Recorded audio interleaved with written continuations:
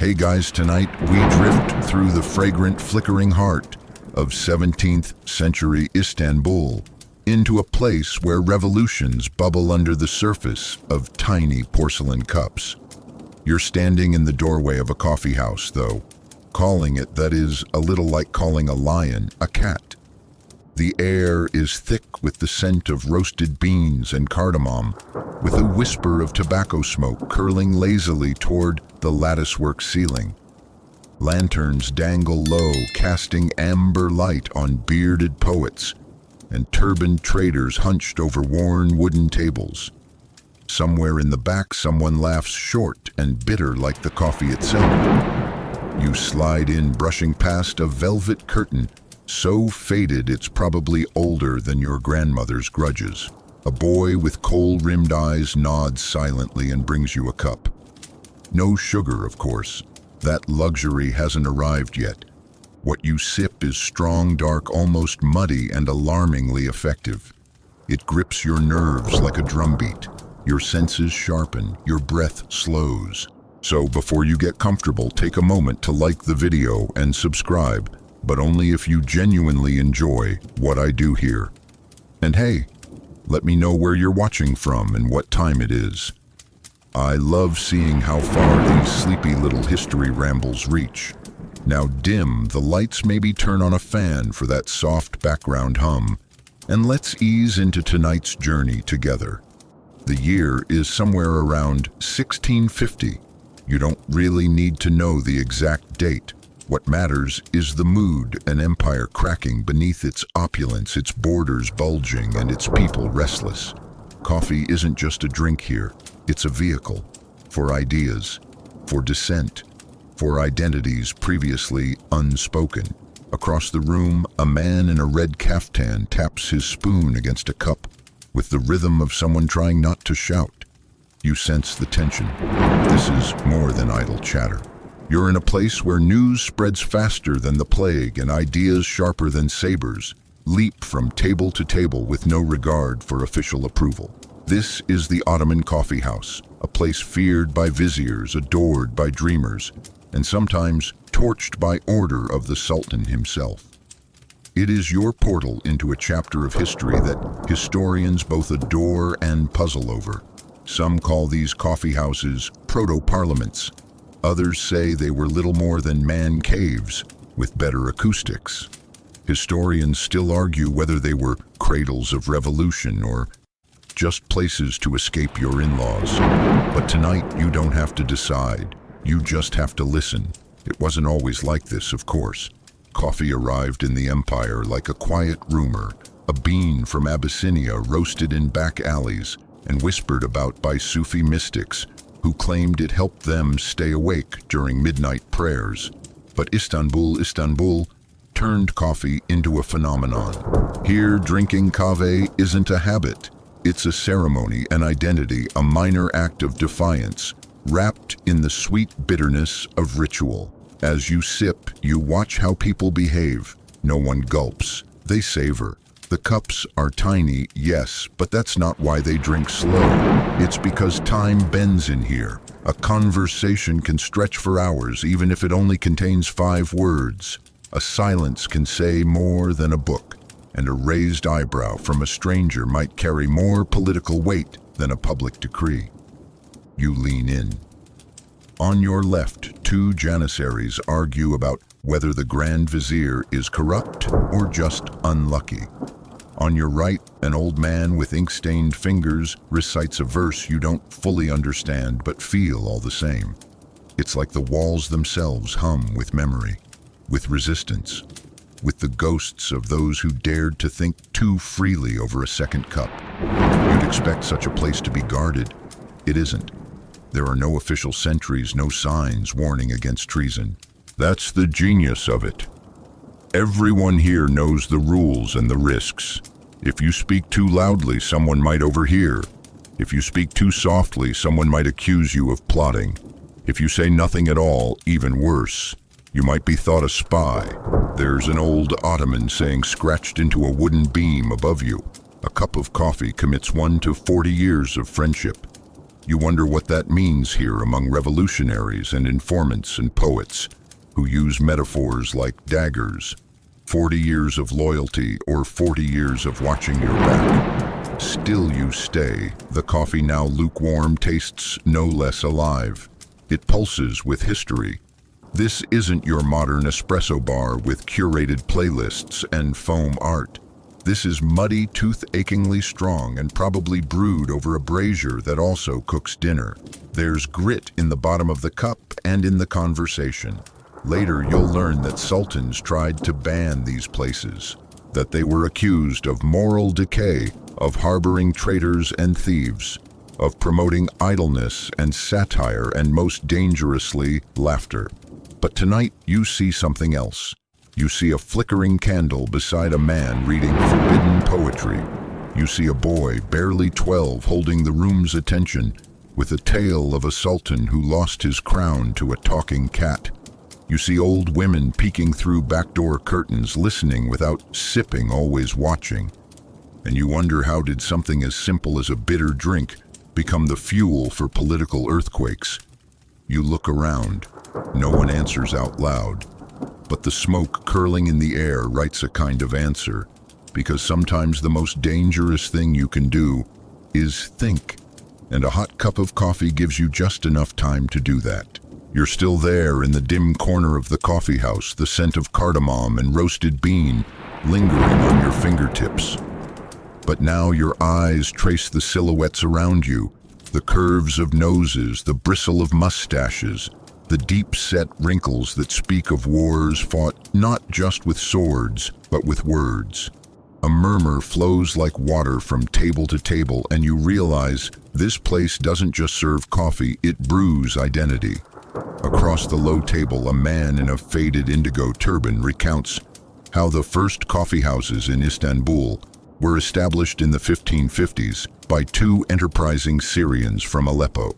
Their names, Hakem and Shems, have mostly faded from public memory, but their idea endures like the lingering scent in a used coffee pot.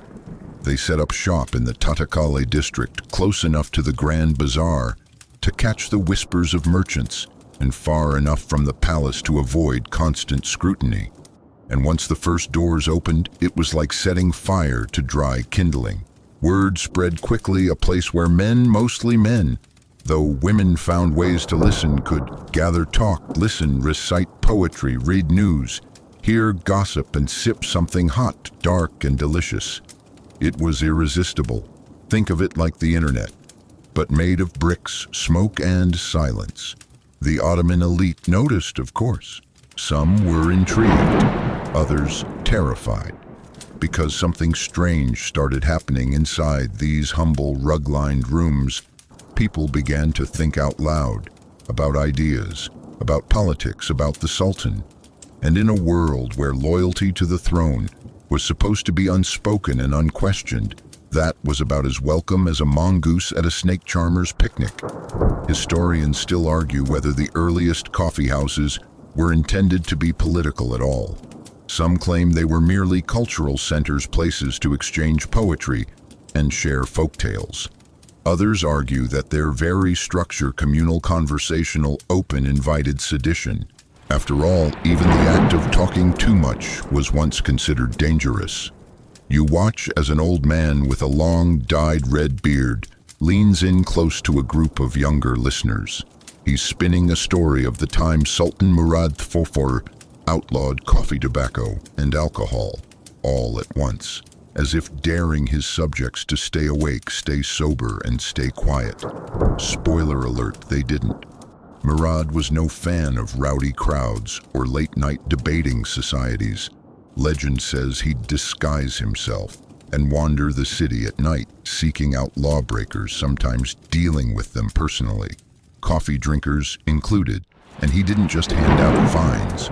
Let's just say you didn't want to be caught holding a cup. And yet, the coffee houses kept opening. Even as imperial edicts tried to stamp them out, they multiplied. Closed in the morning, reopened at dusk. Smashed in one district, revived in another. Because the thing about coffee, it's not easy to control once people get a taste. You get up, stretch your legs, and step through a bead-curtained doorway into a quieter chamber. The walls are lined with wooden shelves, stacked with handwritten books, travelogues, sermons, verses, and unofficial news sheets copied by hand. A man in russet robes dips a reed pen into ink and copies the headlines of the day onto parchment. Janissary revolt, imminent vizier accepts bribes in grain deal, sighting of comet near Edirne, omen or opportunity. These aren't printed newspapers, not yet. The printing press still faces strict bans in the empire, especially in Arabic script. But here news spreads anyway, by voice, by memory, by ink-stained fingers, working late into the night. And this coffee house, it's the distribution network. You remember hearing the phrase penny university used for London's coffee houses. Well, here in Istanbul, the tuition might not be in pennies, but the education is just as real. You learn politics by listening, philosophy by asking, satire by daring. And you learn fear too, not from the Sultan, but from those moments when a neighbor leans in too close and asks what you really think about the war in the East. There's a rhythm to the space, the clatter of cups, the snap of backgammon dice, the slosh of water in ceramic jugs. It's hypnotic, meditative, almost holy. And maybe that's part of the appeal.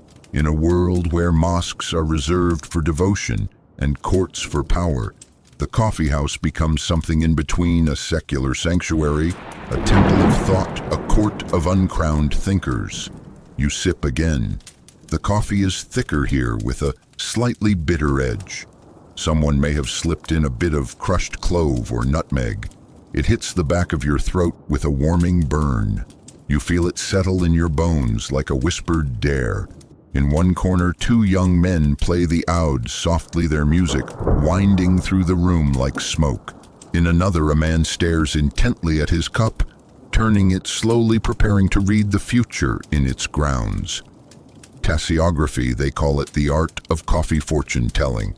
Some treat it as a joke, others take it seriously enough to plan marriages or feuds around it.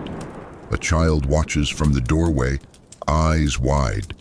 You recognize something in that gaze, awe, not just of the adults and their strange rituals, but of the fact that there's a place where words matter more than weapons. But not everyone finds this charming. You overhear a visitor from the court muttering about how these establishments erode discipline, how soldiers skip drills to linger in smoky corners, how artisans abandon their stalls to gossip, how poetry and mockery breed discontent. You can practically hear the edicts forming in his head. Still, the coffee flows. Even banned, even taxed, even punished coffee refuses to go quietly, and neither do the people who gather around it. You begin to understand why some scholars refer to coffee as a political stimulant, not because it makes you overthrow governments directly, but because it wakes you up literally and figuratively. You sit longer, speak freer, think sharper. And once a society starts thinking, well, history shows what usually happens next. You're still seated there, surrounded by the hum of conversation and the swirling scent of smoke, but the mood is shifting. The midday haze outside begins to dissolve into golden afternoon light, streaking through high wooden windows. Shadows stretch across patterned carpets, curling like steam rising from a half-drunk cup. In that sunlight, you see something else, an argument heated but hushed at the next table. Two older men, both dressed in saffron-colored cloaks, are leaning toward each other, voices low but fierce. They're debating the legitimacy of a new imperial decree, something about trade tariffs in the Levant and whether the Grand Vizier has overstepped his boundaries. One of them pounds his fist softly on the table, nearly toppling a half-full cup. This isn't rare. In fact, it's kind of the point. Coffee houses in 17th century Istanbul weren't just social hubs or literary corners, they were unofficial parliaments. In a city where voicing dissent at court could get you exiled or worse, these dim, smoke-threaded chambers became the safest, dangerous places in the empire. The empire tolerated them, barely, but that tolerance came in waves, and each wave came with its own crackdown. Historians still argue whether the suppressions were about coffee itself or the conversations it sparked. See, it's one thing to sip a bitter drink among friends. It's another to start quoting seditious poetry mocking imperial policy, or heaven forbid, comparing sultans to goats. One 17th century chronicler noted that patrons would even perform mock trials of the vizier with one man pretending to be the accused, another the judge, and the rest the howling jury. It sounds funny now, it was not funny then. You take a slow breath, the scent of roasted beans filling your lungs. One of the saffron-cloaked men now chuckles and waves a dismissive hand, as if to say, let's agree to disagree before someone overhears us. Because that's always the threat, isn't it? These rooms feel private, but they're not. The walls of Istanbul had ears, so did the courts. And the palace towering above the city on its serpentine hill did not like losing control of the narrative. Every whisper in the coffee house had the potential to ripple outward, and rulers, especially insecure ones, do not like ripples. So began the long, uneasy relationship between the state and the cup. Some sultans banned coffee outright, others taxed it into near extinction. A few simply sent in spies disguised as storytellers or fortune tellers hoping to catch rebellious murmurs in the foam. One even declared that drinking coffee was akin to drinking wine, sinful, suspect, and punishable. Never mind that he sipped it in private. But here's the twist: every time coffee was banned, its value rose. Not just economically, but socially. Drinking it became an act of subtle rebellion. Think prohibition, but Turkish-style fezes instead of fedoras, nargile instead of jazz. It turned everyday patrons into quiet radicals.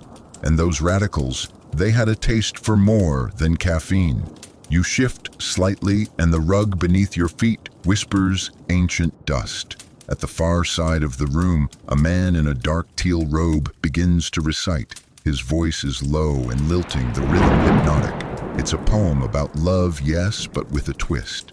It praises the beloved's beauty in terms of rebellion, comparing her eyes to embers that burn, lies her mouth to the vessel that carries truth. The audience chuckles, some nodding slowly. It's clever, but it's also code. Ottoman poets, especially those sipping coffee, often used metaphor to express forbidden thoughts. A love poem could be a political allegory. A story about a king's lost ring might be about land lost to corruption. A tale of an untrustworthy nightingale that might be about a certain untrustworthy official in the Sultan's court. You take another sip. The coffee's cooled, now thickening at the bottom. A few grounds cling to the rim like secrets. You wonder if anyone's ever tried to codify all this, if there's some hidden book of rebel metaphors passed from hand to hand. Probably not. The danger was in the writing. It was safer to speak, safer still to hint. And then, of course, there was shadow play. Yes, literal shadows. Karagöz and Hacivat, the beloved Turkish shadow puppets, became popular entertainment in coffee houses of the period. On the surface, their antics were comic, lighthearted, bickering, slapstick, cheeky innuendo. But look a little closer and you'll see satire as sharp as a janissary's saber. One puppet, the scheming bureaucrat, always stole from the people. Another, the pompous scholar, misquoted scripture. And the hero, always the common man, clever and underestimated. These shows weren't just for laughs. They were for the release of pressure, for social commentary you couldn't quite say with your real face. Historians still argue whether the sultans knew what was happening behind those illuminated screens. Some say they laughed along. Others say they seethed but knew better than to make martyrs out of puppeteers. You lean back again, eyes tracing the curve of the ceiling where oil lamps flicker in hammered bronze holders. The warmth is making you drowsy, but your mind buzzes. You came here for a story and you found dozens. Each cup a chapter, each room a library. The coffee house isn't a stage, it's 1,000 stages. And everyone here is both audience and actor, listening and performing, conspiring and confessing. You look again at the two men in saffron. Their argument has turned into laughter. One raises his cup in mock salute. The other answers with a wink. And just like that, the mood shifts again, tense to tender, serious to silly. That's the thing about these places. They hold multitudes. You step outside just for a moment into the crisp afternoon light. Istanbul unfurls around you like a scroll, minarets reaching upward like calligraphy strokes, gulls circling lazily above the distant cry of a street vendor floating over the hum of the city. The coffee house door swings shut behind you, muffling the laughter and debate. Out here it's quieter, but only by degrees. The city never truly hushes. You're standing at a threshold, quite literally. Behind you, the layered chatter of poets, traders, rebels, and gossips. Ahead, the sprawling city, its cobbled streets and shaded alleys, its markets and mosques and steam rising from stone baths. This is not a pause, it's a moment of transition. And it's time to meet the people who brought the beans. See, none of this, none of the coffee houses, the puppet shows, the whispered poems could have existed without the stuff itself. And in the 17th century, coffee didn't just sprout from cafe walls like ivy. It arrived in boats, sailed in sacks, carried on backs, traded in volumes. It came from Yemen, more precisely the port of Mocha. Yes, the word you see on hipster chalkboards in overpriced cafes today. That was a real place, still is. But back then it was the aromatic lifeline of the empire. Yemen's mountainous terrain made for the perfect cultivation of Coffea arabica.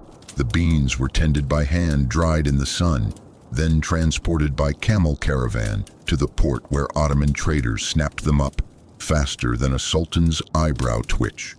From there, they traveled up the Red Sea through Egypt, and finally into the eager, caffeine-deprived heart of Istanbul. Historians still argue whether the Ottomans deliberately monopolized coffee or whether they just got very lucky. But what's clear is this: once they had access, they guarded it like a dragon with a gold addiction. Exporting viable beans, ones that could be grown elsewhere, was forbidden. The beans were always roasted or boiled before shipment to prevent sprouting. That didn't stop the Dutch from trying to smuggle live plants, of course, or the French, or the Venetians. Everyone wanted a piece of the bean pie, but for a shining moment in the 1600s, the Ottomans had the upper hand. They weren't just trading coffee, they were defining it. And yet, despite all this mercantile control, it wasn't the palaces that made coffee legendary. It was the people. You wander now toward the docks, following the scent of salt and wood smoke. Men in teal and indigo tunics unload crates with painted seals. Among them you spot a coffee carrier, Kaveci, slinging a wooden tray across his shoulders. On it are tiny porcelain cups nested in silver holders, each trembling with dark liquid. He's moving from merchant to merchant, offering sips and snatches of gossip. Coffee is the glue of deals here, as binding as any signature. In fact, in many trades, no bargain is sealed without a cup. That's the quiet power of it. Coffee became ritual, agreement, witness, a kind of legal lubricant. Even in homes, it was said a guest who received no coffee had not truly been welcomed. Refusing it was worse. It was a social slap. And then there's marriage. This next part will make you smile because it's real and because it still echoes today in some Turkish households. In courtship rituals, when a suitor visited a young woman's home to propose, she would prepare coffee for him. But she might, depending on how she felt, sneak salt into the cup instead of sugar. If he drank it without flinching, he passed the test. If he grimaced, well, maybe next time, buddy. Historians still argue whether this was a genuine tradition or a joke told often enough to become fact. But many swear by it, and somewhere out there, some poor 17th century soul probably endured a face-puckering dose of love. You stroll now along the shore where fishermen mend their nets and children chase seagulls, and in the background, rising like a stone lullaby, the mosques and palaces watch in solemn silence. This is the stage upon which the empire brewed its most potent idea, a common drink for uncommon thoughts. Because it's not just about where coffee came from, it's about where it took people. In the hands of Sufi mystics, it became fuel for midnight zikr spiritual chanting that stretched long into the night. In the hands of diplomats, it became a gift, a peace offering, a liquid handshake. In the hands of the poor, it became comfort, warmth, something shared when little else could be. And for you, right now, it's context. You glance back toward the coffee house now, distant. The doorway yawns open like a whispered invitation. Inside, someone is laughing, someone is arguing, someone is quoting a line from a forbidden poem. You'll return, you're not finished yet. But first you tilt your face to the sky, feel the salt on your lips, the breeze curling around your ears, and you think about what it means to carry something across oceans, to pour it out, to let it steep into a culture until it becomes inseparable, until it becomes home. You step back inside. The air is warmer here, thick with stories, laughter, and the low clink of cups against polished wood. Someone started a poem in the far corner, and a small crowd gathers around like moths to a slow burning flame. But you're not here for poetry tonight. You've heard something else. A name whispered twice near the brazier. A name you'll hear again and again as you wander deeper into this world, Kivahan. No, it's not a person, not a scholar or rebel, but in some ways, it's more powerful than both. Kivahan is the name of the first known coffee house in Istanbul, possibly the entire Ottoman Empire. It appears in the records sometime in the mid-1500s, not long after coffee first arrived from Yemen. And while historians still argue whether Kivahan truly was the first, or simply the first, to make it into the tax rolls, its legacy is undeniable. It sat near Tahtakale, a bustling market district just downhill from the imperial palace. Not a glamorous place, more grit than gold, but perfect for the kind of foot traffic that fed revolutions, merchants, craftsmen, scholars, soldiers, and the occasional wayward dervish looking to warm his bones and his brain at the same time. You imagine it now, wooden beams darkened with smoke, low ceilings pressing the air, close the scent of cardamom and charcoal mingling above the murmurs. There's no stage, no polished decor, no sign outside proclaiming philosophy within. Just a doorway, and beyond it, a democracy of the tongue. In a society where speech could be dangerous, this was the loophole. Kivahan was one of the first places where the unofficial met the irreverent, where palace decrees were mocked in whispered rhyme, where merchants compared bribery rates, where poets tested metaphors like spices, where government watchers, oh yes, they were always there, pretended to be sleeping but took very good notes. And in this tiny space, the idea of coffee as a beverage blurred into coffee as a battleground. You take a seat near the wall, hands wrapped around a porcelain cup. The bitter warmth seeps into your fingers. Around you, men in russet and ochre tunics gesture animatedly, tapping the wooden tabletop as if it were a courtroom bench. One of them argues that the Sultan's latest grain tariffs are a plot. Another insists they're a necessary evil. A third recites a verse comparing tax collectors to mosquitoes small, but always drawing blood. Nobody laughs louder than the barber, but he's also the one who lowers his voice next, pulling you into a whispered tale about a pamphlet circulating in secret called The Mirror of the Foolish Vizier. He swears he didn't write it, He also swears it rhymes. Badly.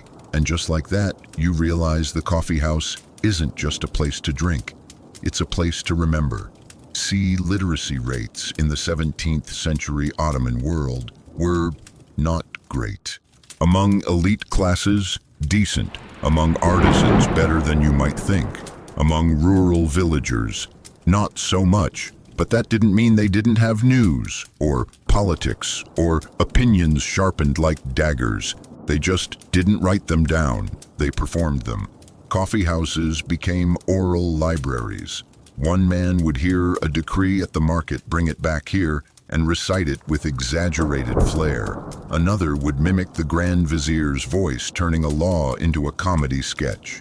Still another would carry tales of border skirmishes from the Balkans or rebellions in the desert. In this way, knowledge wasn't just consumed, it was curated, evolved, given teeth. Historians still argue whether coffee houses preserved truth or warped it. But in an empire where information flowed upward from spy to vizier to sultan, these shops flipped the direction. Suddenly, commoners had their own intelligence agency, one fueled by caffeine. Of course, the state noticed. You glance at the doorway. It's been swinging open more often lately. New faces, unfamiliar boots. The air has shifted just slightly. You recognize the signs, now a tightening. The prelude to suspicion. In 1633, a sultan named Murad IV would go further than suspicion. He banned coffee outright, not just the beans, but the houses, the gatherings, the very idea of public assembly with caffeine in hand. Why? Because of this. Because the houses had become too noisy, too pointed, too conscious. And that, in an empire built on order and hierarchy, was dangerous. Murad's crackdown was brutal. He patrolled the streets in disguise, sword at his side, ready to strike down anyone bold or foolish enough to defy him. Coffee houses shuttered, cups were smashed, men were jailed, or worse. And for a while, the city sobered, but not forever. You sip slowly, the liquid hums in your chest. Around you, the debate has shifted. Now it's about poetry again, something safer, or so they pretend. But listen closely and you'll catch the metaphors, the veiled references, the sly jabs at imperial policy hidden inside verses about birds and moons and impossible loves. Because this is what resistance looks like sometimes. Not in riots, but in riddles. Not in screams, but in steam rising from a chipped ceramic cup. And you're no longer just observing, you're participating. Your presence here, the questions you ask, the stories you hear, the glances you exchange with that scholar in the corner, it all folds into the fabric of the moment. It becomes memory, myth. Maybe in a generation or two, someone will tell a story that begins, "My grandfather met a stranger once in a coffee house who told him, 'You lean back, exhale, and let the warmth do its work.' The street outside has brightened now. Soft shadows stretched across the cobblestones as the sun glints off brass doorknobs and dried fig carts. But inside, the mood deepens. You've moved to a quieter coffee house tucked beneath a wooden balcony near the Bayezid district. Here the ceilings are low and the windows small, keeping the light gentle, ideal for a different kind of exchange. You're not here for gossip this time. You're here for silence.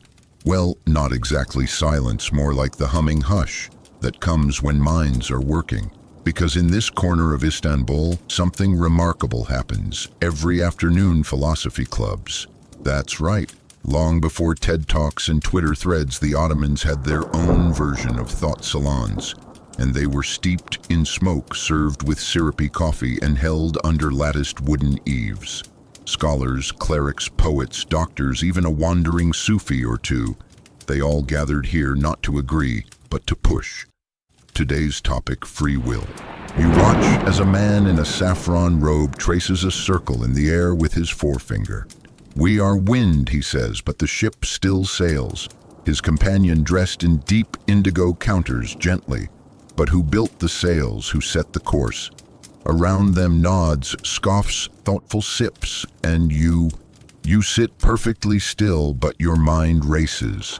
These aren't just idle musings. In the Ottoman world, philosophy isn't something confined to lecture halls. It's embedded in daily life. You see it in calligraphy, in architecture, in the way someone arranges their fruit on a plate. Harmony, pattern, purpose, but also doubt, questioning. The dance between certainty and curiosity. The empire, despite its rigid politics, was deeply pluralistic in intellect. This was a place where Avicenna's medicine mingled with Greek logic, where the Quran's theological debates were dissected beside Aristotle's syllogisms. And the coffee house was a rare refuge, where these sometimes contradictory threads could be woven together without fear, or at least with less fear. See, the trick was how you said things. You couldn't just blurt out that the Sultan's will might not align with divine justice. You'd have to pose it as a parable, maybe a lion who loses his roar, or a river that refuses to freeze in winter. Allegory was armor. If your question wore the right disguise, it might survive the evening. Historians still argue whether these coffeehouse debates had any real effect on policy, but that's not the point. They had effect on people. And people, as you've seen by now, are the real power grid. You glance toward a wooden shelf where old books lean like tired elders. Many of them are copies not printed but painstakingly transcribed by hand. Paper is precious.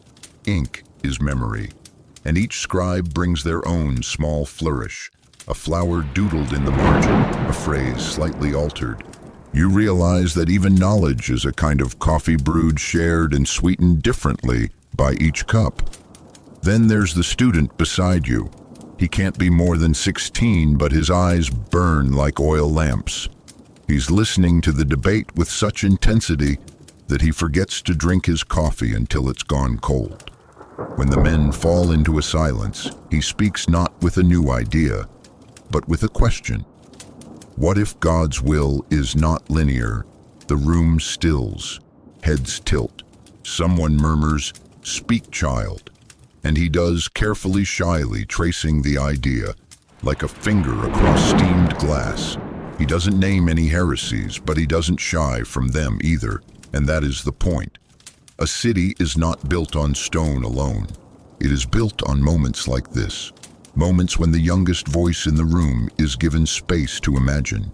You catch the eye of the man in saffron. He raises his cup in quiet approval. And now you realize this is what the empire feared, even more than protest imagination. Imagination cannot be taxed. It does not line up politely for inspection. It spills, it ferments, it transforms. Of course, not every coffeehouse had this mood. Some were rowdier, others were effectively gambling dens. A few were covert brothels or fronts for hashish dens. Ottoman authorities classified them accordingly. Respectable ones were talking shops. Disreputable ones were shadow houses. Both served coffee, but only one could safely host theology. You sip your drink, this one sweeter than the last. A touch of rosewater, maybe. It slides down like a blessing. Around you, the conversation picks up again, now circling the nature of justice. A lawyer from Bursa insists that divine law and imperial law are mirrors of each other. A bearded pharmacist counters that mirrors can be cracked. You can't help but smile. This isn't some sleepy trivia night. This is political philosophy disguised as poetry, disguised as banter. And all of it, every swirling word, is protected by the thin, oily sheen of coffee on the lips. You think about how few modern places offer this blend of freedom and warmth. Even online spaces with their anonymity and scale lack this intimacy. The shared glance, the communal laughter, the unspoken agreement that we're all a little foolish, and that's why we ask the best questions. Outside, a muezzin begins the call to prayer. The voices fall quiet, not out of fear, but respect. Some rise and file out, others bow their heads briefly. You stay seated, the last sip of coffee heavy on your tongue. The student catches your eye again. He looks nervous. He's thinking too hard about what he said. So you nod just once. A small gesture. But it's enough. Recognition, after all, is the first currency of revolution. You linger a little longer than you should, watching the boy with the burning eyes disappear into the afternoon haze. His head bowed, but his shoulders just a little taller. The room has thinned now, the earlier crowd dispersing to markets, prayer, or naps under olive trees. You step outside again, blinking at the sudden brightness, your lungs adjusting from thick, coffee-scented air to something cleaner laced with spice dust and distant sea. The city hums. Street vendors are shouting. Children chase chickens with laughing chaos. And above it all, from a quiet corner near the harbor, another sound drifts music, a knee flute slow and low, bending around the curve of the breeze like silk. You follow it. This isn't a coffee house at all. It's more like a gathering place, half shrine, half school. And tonight's story, dear listener, is about one of the strangest twists in the tale of these revolutionary little cafes, their uneasy flirtation with the mystical. Sufism. You push open a wooden door and find yourself surrounded by cushions, brass lanterns, and a haze of incense, so sweet it coats your teeth. There are men here barefoot, bearded, dressed in russet and indigo, and they're not debating free will or legal theory. They're dancing, slowly, with the kind of inward motion that makes your heart ache just watching. No one serves coffee here, but there are ceramic jugs filled with rose water and copper trays with honeyed almonds. You sit quietly in a corner and realize that in the Ottoman Empire, not all revolutions came with words. Some arrived through silence and swaying and stories sung through the nose. The Sufis weren't just mystics in white robes whispering poems. They were social critics, subtle ones, sure, but powerful. They questioned materialism, hierarchy, even orthodoxy itself. And because they wrapped their questions in metaphor, they survived longer than you'd expect. Historians still argue whether Sufi gatherings like this directly influence the evolution of coffee houses. But the overlap is undeniable. The mood, the rhythm, the willingness to let meaning unfold slowly like steam rising from a clay pot. You sip water and listen. A story is being told, part chant, part riddle. It's about a beggar who meets a king only to discover the king is also begging in secret to be free of his throne. It's funny and sad and weirdly familiar. Around you, people nod, not laughing exactly, but smiling in that quiet way, reserved for truths too soft to say aloud. And now you realize something else. This is a kind of protest too, not the loud barricade smashing kind, but the gentle resistance that says, we do not accept the world as it is, so we imagine it otherwise. Coffee houses, you remember, began as places for business deals and travel tales. But they quickly evolved into something far more dangerous, places where people questioned the status quo. And the Sufis, they'd been doing that for centuries without spilling a drop of blood. One of them catches your gaze. His eyes twinkle. He points at the floor beside him. You hesitate, but then you sit. He doesn't speak. He just offers you a strip of embroidered fabric. You recognize the patterns, not letters, not symbols, but something in between. Maybe a prayer, maybe a joke. You run your fingers over it and feel the faint bumps of gold thread, worn smooth by other fingers before yours. Then without warning, he speaks. Even the tongue lies, he says softly. But the hands remember. Chills. You think of the boy in the coffee house, his finger tracing a spiral in the air. You think of your own hand, now resting on fabric that smells of sweat, saffron, and age. And you understand something you didn't before. The revolution wasn't just in what people said. It was in how they gathered. Who got to speak? Who was allowed to ask questions? Who was invited to sit? And these spaces, half cafe, half sanctuary, made that possible. Of course, not everyone approved. Some Orthodox scholars warned that Sufi gatherings writings promoted idleness, heresy, or even madness. Others dismissed them as distractions from real work taxes, agriculture, war. Still others perhaps wisely just let them be. After all, what danger could a bunch of dancers and poets really pose? As it turns out, quite a lot. Because the ideas sown here didn't stay here. They walked out the door, tucked in minds and hearts, and folded notes. They showed up later in reform movements, in underground printing presses, even in imperial petitions. They echoed in folk songs and gossip and dreams. You stand to leave a little dizzy from the incense. Someone presses a small clay token into your palm. It's warm as if recently baked. On it is a spiral, simple, crude, not unlike the designs carved into ancient stone near Anatolia's oldest mosques, not unlike a child's drawing in wet sand.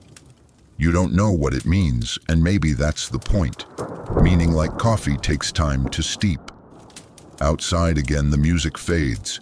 The sun has dropped behind the rooftops, bathing everything in gold. You realize your feet have taken you back toward the docks, and that you're walking a little differently now, slower maybe, or just softer, like the rhythm of the Sufi drum still pulses under your skin. A boy offers you roasted chestnuts. You buy a handful, still warm in their paper cone, and as you crunch one between your teeth, you feel something shift, not in the world, but in you. You've stopped looking for the story in grand declarations. Now you're finding it in gestures, in pauses, in what people don't say. And you remember the man who once said, "You can steal patterns, but you can't steal pain." Turns out you also can't steal peace. You have to sit still long enough to find it. The light is thinning now. That golden softness has shifted to a cooler blue, and the air smells faintly of salt and lamp oil. You wander back toward the heart of the city, stomach full of chestnuts, heart full of questions. The streets here grow narrower, older, and stranger, like Istanbul is pulling you inward one layer at a time. Your footsteps slow outside a plain wooden door, half open, revealing laughter and low murmuring inside. It's another coffee house, but this one feels different.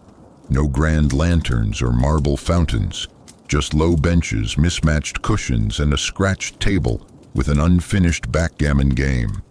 A place for regulars, for routine. You step in. No one turns to greet you yet. No one minds you either. A silent nod from the server, and soon you're holding a ceramic cup warm in your palms.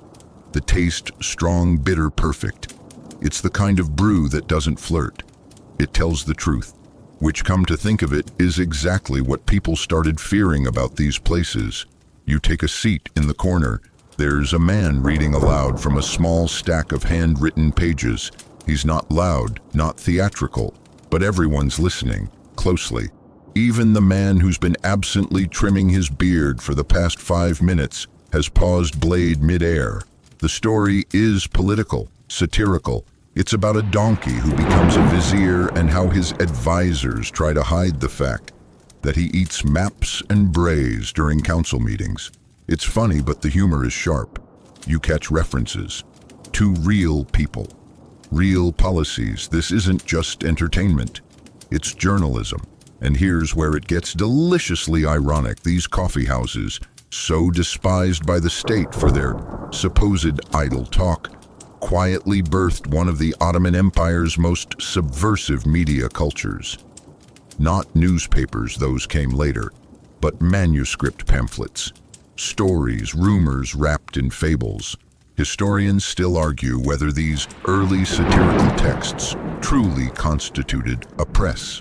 After all, there were no printing presses allowed in Islamic domains for centuries. Islamic scholars feared the standardization of sacred text. But these hand-copied commentaries filled that vacuum with ink and nerve. You look around and realize this is more than a cafe. It's a newsroom, except instead of newsboys and typewriters, there are barefoot scribes and worn reed pens, paper passed from hand to hand, story to story. If you wanted the truth, or at least a version of it, This is where you came. And the government noticed. Starting in the late 1600s, coffee houses faced increasing scrutiny, not just because of their association with gossip and idleness, but because they made surveillance nearly impossible. Inside a mosque, someone always watches. Inside a marketplace, you move. But inside a coffee house, you linger, you listen, you conspire. Some rulers tried to ban them. Others tried to regulate them. But the truth was harder to filter than steam through a kesve. Once the culture of coffee-fueled conversation took root, it was like trying to outlaw the weather. Take the example of the fireside poem culture, epic verses passed around the city via oral retelling, often laced with coded political critique. Poets would recite by lamp glow, and coffee houses became staging grounds. This wasn't literature for ivory towers. It was weaponized lullabies. One popular verse tells of a sultan who, worried about rebellion, replaces all his viziers with parrots. They repeat everything he says but think nothing. Audiences would howl and then fall very, very quiet. You sip your coffee again. It's gone cold but still comforting. A man next to you slides over a slip of paper. No words, just a sketch. A donkey wearing a crown. Underneath a spiral, you raise an eyebrow. He grins. You nod. It's not quite a handshake, but it's enough. Because in this world, you're starting to learn information moves sideways. It hides in stories, in symbols, in steam. Outside, the muezzin's call begins faint, layered across the rooftops like threads in a loom. People stir, stretch. Some rise to go. Others lean closer conspiratorially. And the reader, he folds the last page of his story, sets it gently on the table, and pours himself a refill. No applause. Just a murmur of approval. And you realize something beautiful here. Everyone's both audience and author. The lines blur. Stories loop back into life. You step outside, heart buzzing. The city feels more alive than before, like its veins run not with blood, but with ink and steam and whispered ideas. You remember the phrase, "You can't steal pain," but maybe, just maybe, you can borrow courage. And here in this little room, tucked behind a crooked alleyway in a city layered like pastry, you've found a kind of bravery that doesn't shout. It simmers like coffee.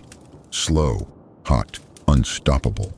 You follow the alley's bend past shuttered windows and crooked lamp poles, your footsteps soft against the uneven stones.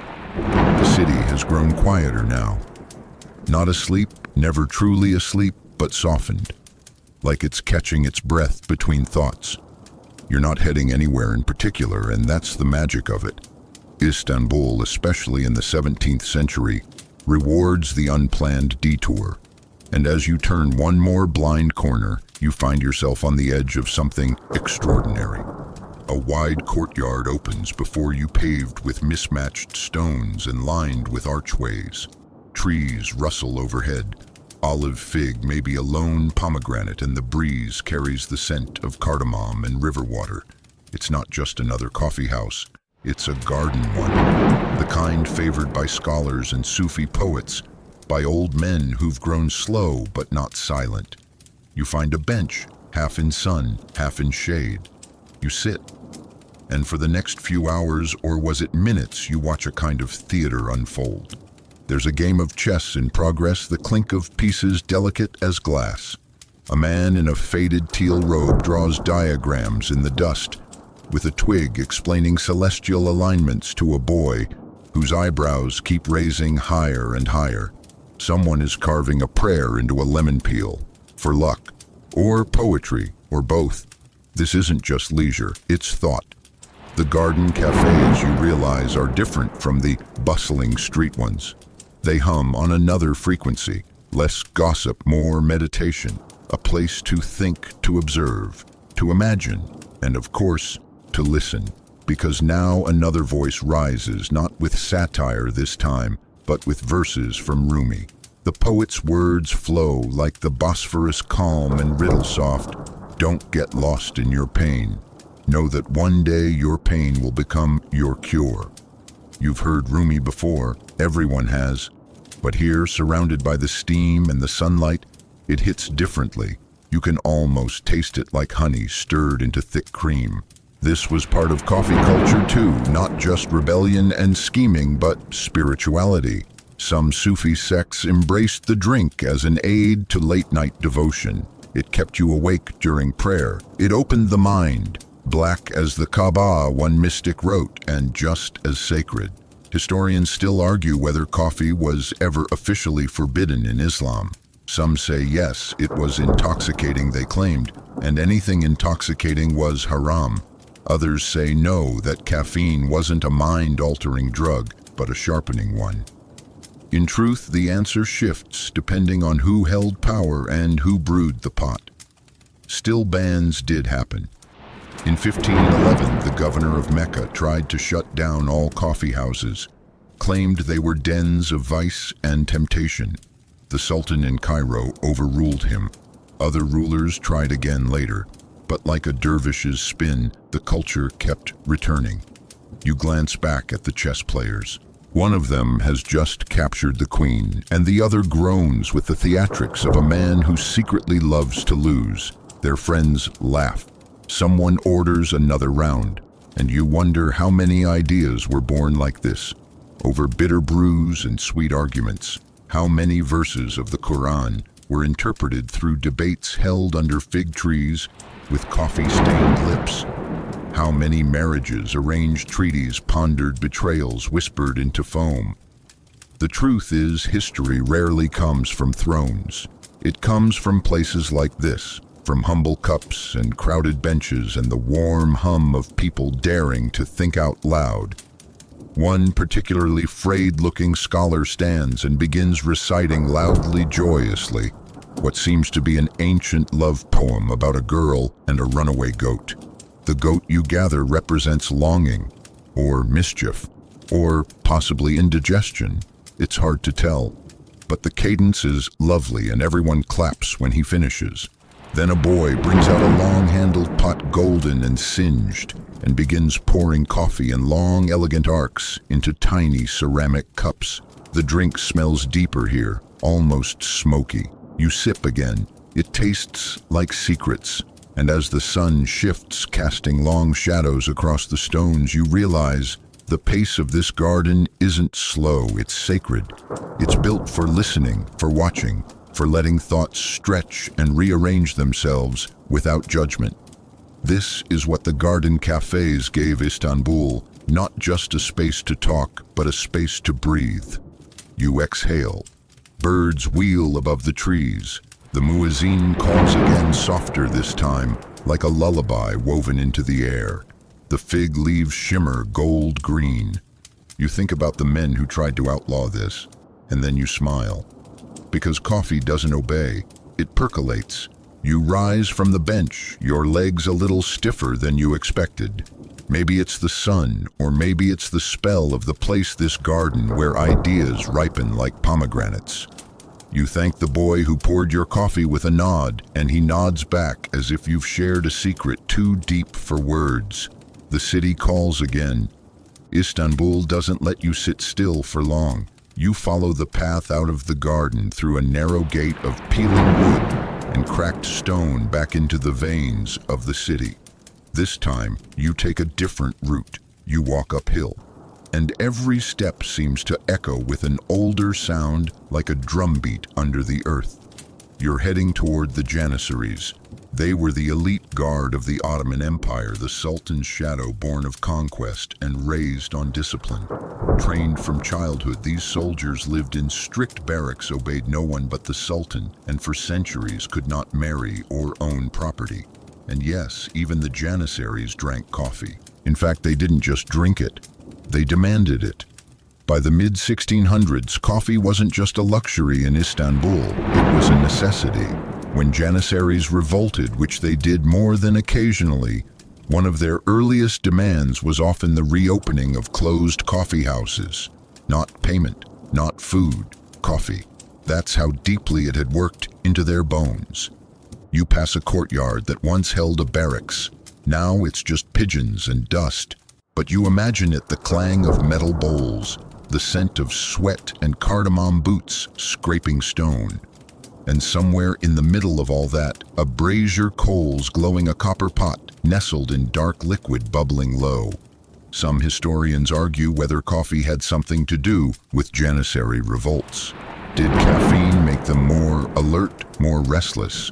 Or was it simply the place, those gathering spots where rumors grew legs and whispers turned to action? The truth probably lives in all of it. These weren't just soldiers, they were thinkers. Many were literate. Many had opinions, sharp ones. And when they gathered over a cup, the coffeehouse could transform into something more volatile than any gunpowder depot. Remember, this was a time when information moved slowly. No tweets, no pamphlets, just people talking, listening, plotting. The Ottoman rulers understood that too well. That's why they feared the coffee houses. It wasn't just the drink, it was the gathering, the shared heat of minds beginning to boil. You step around a column half broken and find yourself on a wide street that once led directly to Topkapi Palace. The cobblestones are uneven, worn by centuries of boot heels and horse hooves. You follow it now like a ghost might. Imagine it, a Janissary unit marching in formation, their faces grim, their eyes sharp, a murmur rising from the ranks, not of chants but of stories.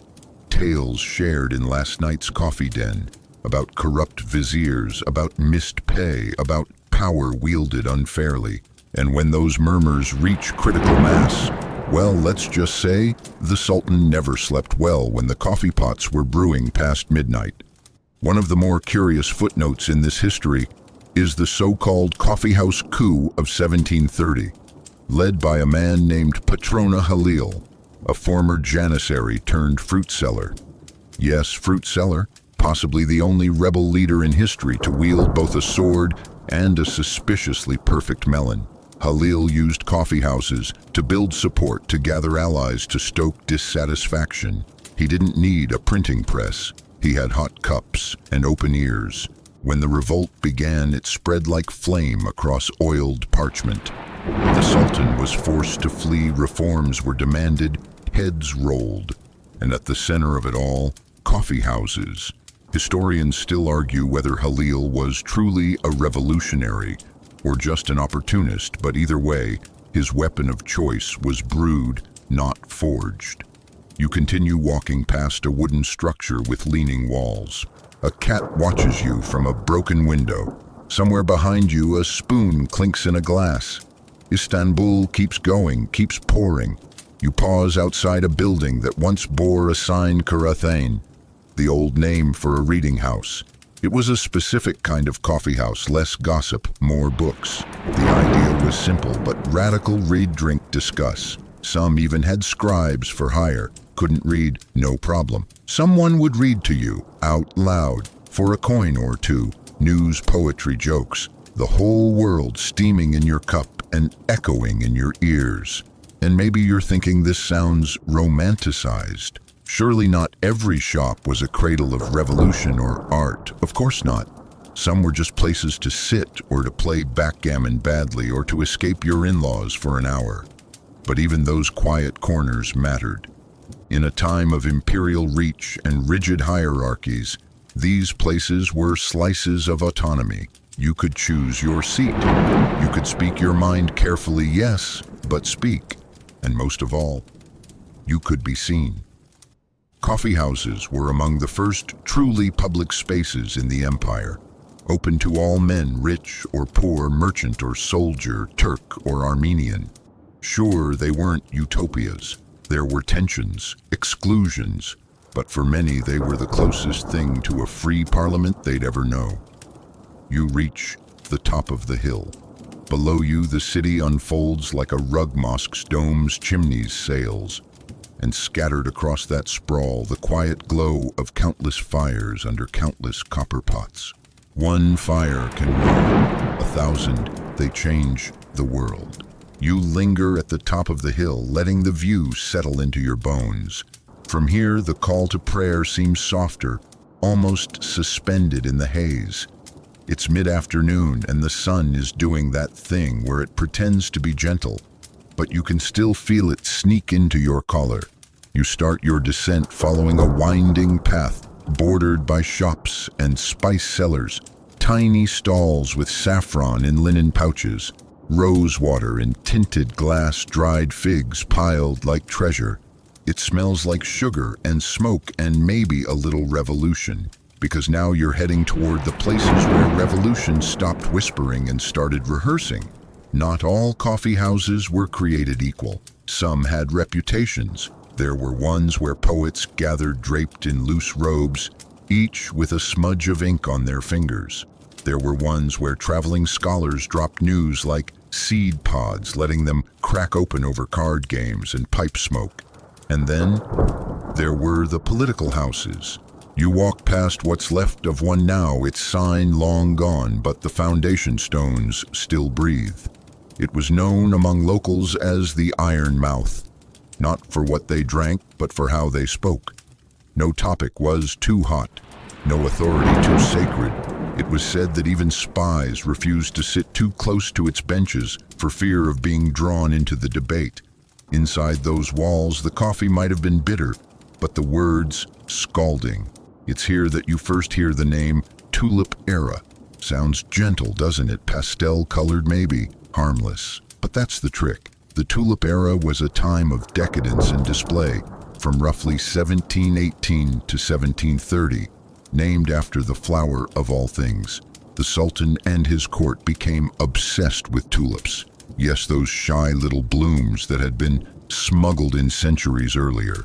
Entire fortunes were spent breeding exotic versions with impossible curves and flaming stripes. Historians still argue whether the era was a genuine golden age of peace and pleasure or a slow-motion collapse dressed in petals and poetry. But what matters to you now is what happened in the coffee houses. While the upper classes floated in garden parties and glass houses, the people sat below sipping their dark brew and comparing stories. The contrast grew sharper, the discontent brewed thicker, the jokes got sharper, and then came the pushback. The coffee houses, once gently murmuring, now bristled with questions. Why was the empire losing ground to European powers? Why were taxes rising while tulips bloomed behind palace walls? Why were the janissaries denied their voice while viziers dined on sugared almonds? One night, perhaps in this very district, a poet stood and recited a verse comparing the Sultan's tulips to withering hopes. He wasn't arrested. He didn't have to be. The applause said everything. You round a corner and come face to face with another kind of history, a marble fountain cracked and dry, but still marked with faded calligraphy. A gift from a long-dead vizier. Water for the people, it says. But now it just drips with irony. Coffee houses weren't just about rebellion, though. They were also about survival, about community. During times of plague, and yes, Istanbul had its share, coffee houses often stayed open even when markets closed. They became informal hospitals, rumor centers, support groups. Not exactly hygienic, but they offered something stronger than soap familiarity. One fringe story tells of a barber who ran a coffee house during the plague of 1812. He offered haircuts, shaves, coffee, and occasionally last rites, all from the same stool. He survived. Most of his customers didn't.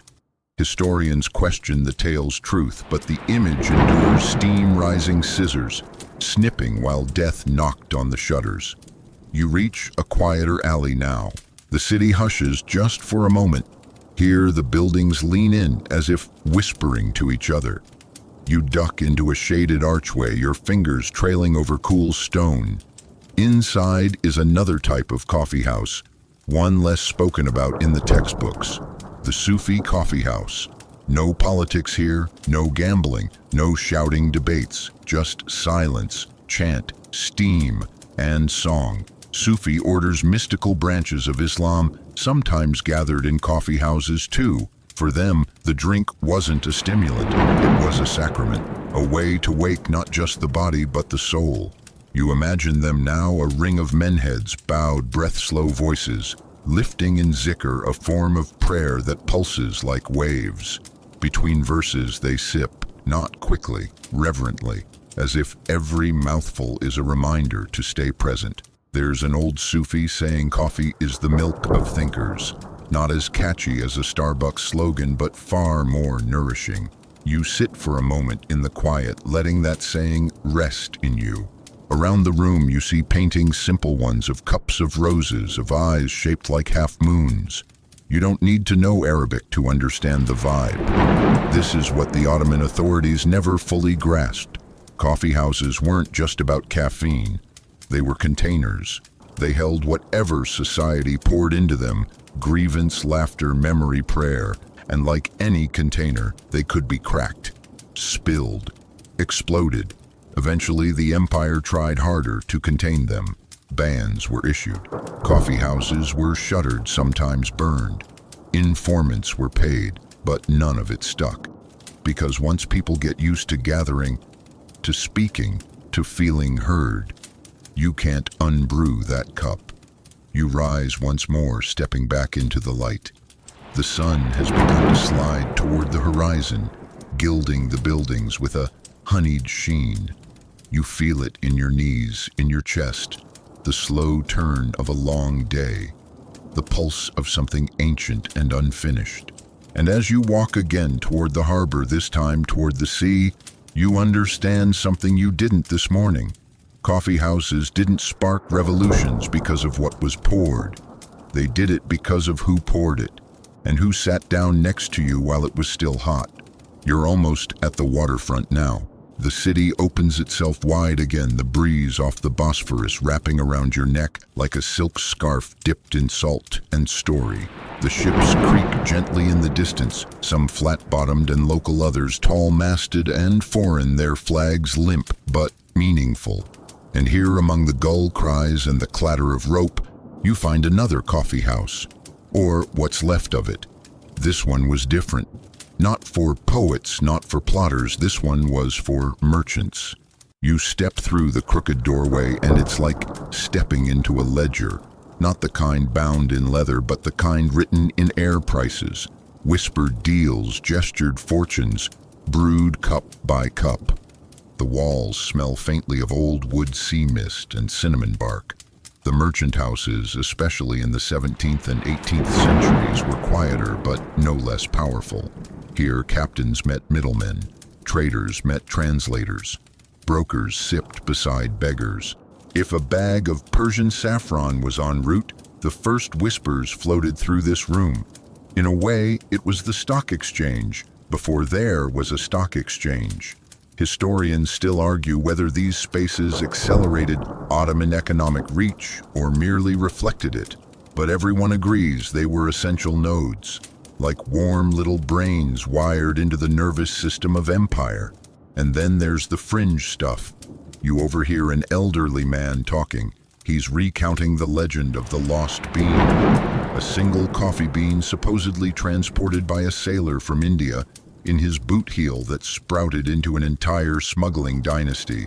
Total nonsense, probably, but he tells it with such conviction, like he saw the bean himself gleaming with dew. You sit by a window and let the story drift past you. These stories, half-truths, full dreams, are the unofficial currency here. Now, if you're picturing this world as entirely male, pause. Women had their coffee too. They just weren't often in the public houses. Instead, women created their own spaces inside courtyards, hammams and private salons, gatherings where lace veils rustled, cardamom lingered, and gossip curled like steam off a cup. And the drink itself. Oh, it got personal. There's one Ottoman folk tradition still debated among scholars that if a prospective bride served bitter coffee to a suitor, it signaled refusal. Sweetened coffee meant approval. Imagine your whole future hinging on a sip and a straight face. One scholar even found a record of a family feud that erupted because a groom thought he was being accepted when in fact the sugar bowl had simply been forgotten. And then there's the courtly stuff. In the palace, coffee became an art form, brewed by skilled servants known as kahvecibaşı, the chief coffee maker. This was a real job title, by the way, and not a minor one. The kahvecibaşı had direct access to the Sultan, often serving as confidant or informant. One whisper over a copper tray could shift policy. It's said that Sultan Murad IV, the very one who outlawed coffee, kept a kahvecibaşı who doubled as his poison taster. Every cup was a gamble, every sip a statement. Historians still debate whether the position was more honor or hazard. You lean forward now, elbows on the worn wood of the table. The edges chipped, the grain soft from generations of fingers. Someone once etched a tulip here, deep, messy, still visible. Another scratched the number 1187. A birth year, a code. No one remembers, but someone did. That's the thing about coffee houses. They're time machines disguised as rest stops. And as the sea wind curls under your sleeves, you notice something across the alley, a shadowy shape painted on the wall. It's the faint outline of a sezve, a traditional Turkish coffee pot, stylized and floating like a ghost. You wonder how many people passed it by never seeing. You won't forget it now. And that's the other power of this place. It makes you a keeper, not a historian, a rememberer. Even as the city modernized, ferries humming neon, flickering satellite dishes, blooming like strange flowers, somehow the heartbeat of the coffee house remained. Shifted, sure, stylized, but not erased. Even today, in a narrow street not far from here, there's a tiny cafe run by a man named Shamal. He doesn't own a cash register, just a tin box. He brews with sand-heated coals and refuses to serve takeaway cups. If you ask for one, he shakes his head and says, "The coffee doesn't like plastic." You nod now, understanding. Coffee here isn't a drink. It's a door, back in time, into others, into yourself. You rise again and step back into the street. The wind's picked up and the scent of roasted beans follows you soft as breath. In the fading light, the stones look older, wiser, and somewhere nearby someone's lighting a lamp. You keep walking. The stones beneath your feet are uneven, polished by centuries of sandals, boots, and bare soles. The sky above you shifts to a lazy bronze, and the hum of the city grows softer. Less bustle, more murmur. You're drifting into the quieter part of Istanbul now, where stories settle like dusk. You stop at a small bench, shaded by a sycamore tree, its bark peeling in curling strips like parchment. Someone has abandoned a tiny porcelain cup on the stone beside you, still bearing a crust of grounds. You're tempted to pick it up and flip it over just to see the patterns. Fortune-telling, after all, was once part of the ritual. Called fal, the art of reading coffee grounds, became a favorite pastime, especially among women. Once the cup was emptied, you'd flip it over, let it cool, and then peer into the murky designs left behind. A fish meant fortune, a snake betrayal, a bird flying upward promised news. Historians still debate whether this was a pre-Islamic tradition that survived quietly in households, or a newer development born from Ottoman leisure culture. Either way, it's not hard to imagine the appeal, especially in a world where written fortunes were rare but symbols whispered everywhere. And here's the twist, men did it too. In fact, one account from a 17th century traveler mentions a professional fal reader in the heart of Istanbul, frequented by high-ranking officials who claimed not to believe, but always came back just to test it. You smile.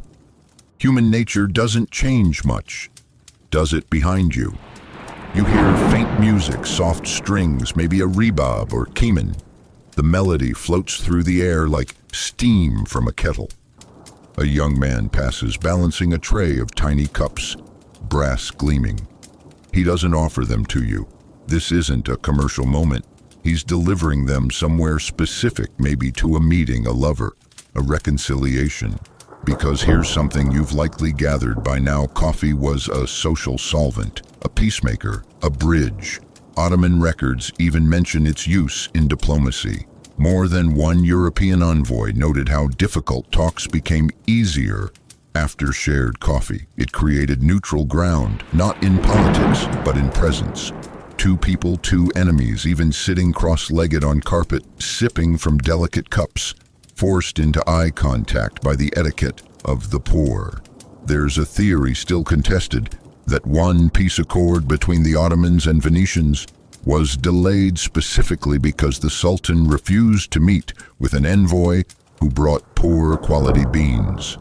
Whether true or not, the symbolism stuck. You couldn't insult your host with bad coffee, which leads us naturally to taste. The coffee of 17th century Istanbul wasn't quite what you know today. It was darker, thicker, unfiltered. Brewed slowly over embers in a long-handled sezve, it was less a drink and more an elixir. It lingered in the mouth like poetry.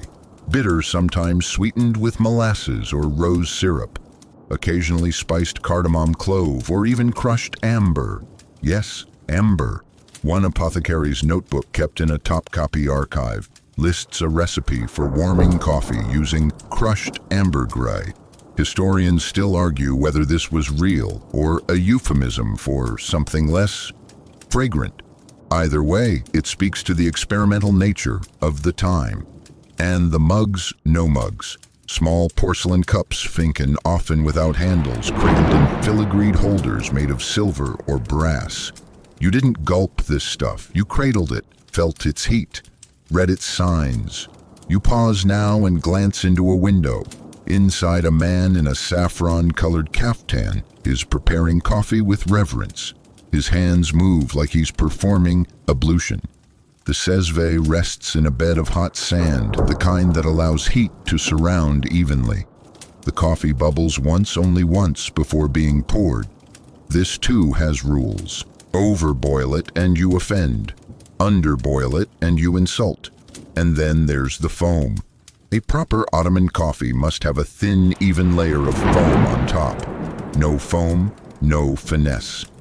In some households, failure to serve foamy coffee was seen as laziness or even disrespect. There's a Turkish proverb, a cup of coffee commits 1 to 40 years of friendship. You wonder if a bad cup ends the friendship. You keep moving footsteps light. Night is approaching now and lanterns blink awake one by one.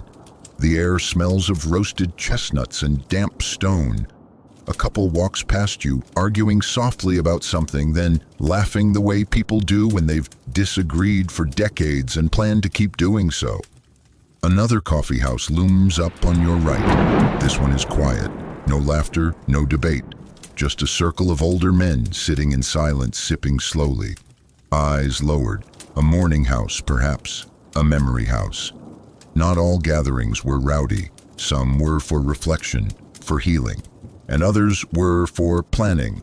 In times of political strain, especially under sultans who feared sedition, some coffee houses were watched. Not closed necessarily, but monitored. Records from the time show that certain neighborhoods were known for agitational gatherings. A phrase that sounds so mild, until you realize these were essentially revolutions in weight. And so coffee became a double-edged sword. It connected, but it also conspired. You sit at the edge of a fountain now, letting the sound of trickling water mix with the background hum of the city.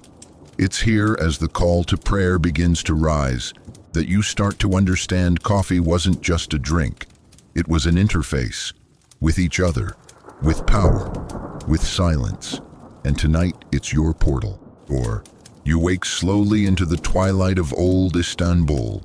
Your eyes adjust to the soft, flickering light of oil lanterns, their wicks bending slightly in the breeze that slips through latticed windows.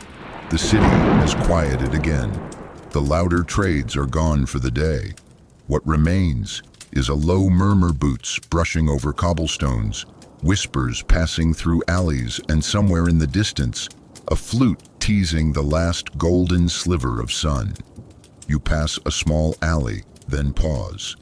There, almost tucked into the stone, is another coffee house. You wouldn't have seen it without the delicate copper sign above the door shaped like a steaming cup. It's smaller than the others, no political slogans scratched on its walls, no tables of men clashing over poets and kings. But there's something different about this one. You slip inside. The air smells faintly of cinnamon wood smoke, and something floral, perhaps dried jasmine, scattered in the corners. A woman stands behind a narrow counter grinding beans in a wooden mill. She nods to you but doesn't speak. And yes, you read that correctly, a woman. Because while most narratives of 17th century Istanbul paint the coffee house as a man's domain, a smoky arena for philosophical jousts and political side-eyes, there were always exceptions. Some women did run their own spaces, especially in neighborhoods with widows or unmarried merchants. These places tended to be quieter, more intimate, not less powerful, just tuned differently. Historians still argue whether female-run coffee houses were legal in the strictest sense or tolerated through social leniency. Some accounts mention neighborhood pressure, forcing them to close, while others suggest they were protected by the same unspoken codes that kept many things running in the city: respect discretion and good coffee. You take a seat in the corner on a faded kilim cushion. Next to you, an older woman arranges dried orange peels in a brass bowl. Another hums softly while threading beads onto a string. It's not exactly a salon, not quite a market stall, more like a shared breath. You notice a low bookshelf lined with worn poetry collections, hand-copied surahs, a few letters bound in ribbon. One volume bears the seal of Köprülü Mehmed Pasha, the Grand Vizier famed for stabilizing a faltering empire with equal parts terror and reform. One of the women catches your gaze. "That belonged to my grandfather," she says. You nod. Of course it did, because coffee houses weren't just for news and gossip. They were quiet archives, memory banks. In a culture where lineage was currency and stories preserved identity, a tucked-away book in a women's coffee house could be as political as a proclamation. And besides, who do you think remembered the details? Dates of births, deaths, deals made under mulberry trees. Women carried timelines in their breath. A young girl runs through the doorway, barefoot, cheeks flushed. She hands the coffee grinder woman a folded scrap of paper, then vanishes as quickly as she came. The woman unfolds it, scans the ink, and tucks it beneath a bowl. You raise an eyebrow. She answers your question before you ask it. "Not all messages need messengers," she murmurs. Outside, the street has changed. Men in dusty robes pass some leading donkeys weighed down with firewood. A group of boys trails behind, tossing pebbles and speaking in made-up languages. One of them wears a ragged fez too big for his head. You can't help but smile. A few doors down, another coffee house has come alive in contrast to the one you're in now. Lanterns swing. Someone plays a tambourine. Laughter spills into the street. And here comes your next surprise. It's a Christian-run shop. Greek, to be precise. Because Istanbul then, as now, was a mosaic, not just of flavors, but of faiths. While Islam was the dominant religion and the coffee house deeply interwoven with Muslim social life, Christians and Jews participated too, sometimes quietly, sometimes boldly. Some coffee houses in the Galata and Pera districts were run by Greek or Armenian proprietors. Their menus might include wine on feast days. Their regulars might speak Ladino or French, and their politics, often anti-establishment, often whispered across borders. There's a report from a Venetian spy, let's call him Marco for flair, who visited such a shop in 1662 and claimed to overhear a plan to smuggle pamphlets criticizing the Sultan. He also noted the coffee was exceptionally bitter, but we'll chalk that up to espionage palate. Historians still debate the extent to which religious minorities influenced Ottoman coffee culture directly. Some say they were peripheral. Others argue they brought the literary traditions and underground networks that made it possible. You sip your own cup now, dark smooth hints of rosewater and citrus, and watch as night settles fully. The city changes once more. Cats slink out from hiding, weaving between ankles, brushing against hemmed wool and loose slippers. The call to prayer has faded into echoes. A man walks by with a cart of simmered sesame bread, still warm. You stay seated in that quiet corner listening. This isn't just Istanbul. This is a threshold of empires, of genders, of gods, and gossip. And coffee, it is the steam that rises between those spaces. Silent but never neutral. You trace the rim of your porcelain cup and feel it, the thinness, the fragility. Yet it holds warmth, just like memory. Outside, a bell rings somewhere down the street. A signal, an invitation, a warning. But here, in this quiet moment, you are held. By history, by steam, by stories no book could fully contain. You leave the soft silence of the women's coffee house with a quiet nod, stepping back into the velvet dusk of the city. Istanbul's rhythm has shifted again. It always does, like a drumbeat just out of sync with your own, reminding you that you're only ever borrowing its time. The lanterns are brighter now, their glow licked into motion by the evening breeze. You follow a group of men weaving through the narrow alleys, their shoulders hunched with the weight of long conversations and longer days.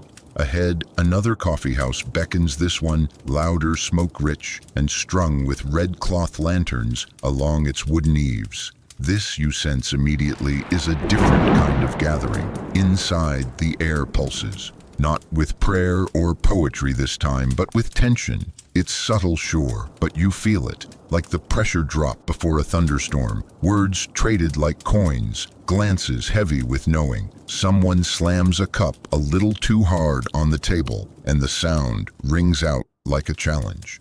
You've entered a dissident's nest. Here in this smoky enclave off the main bazaar route, revolution brews. And we're not speaking metaphorically, because coffee houses weren't just where revolutions were imagined. Sometimes they were where they started.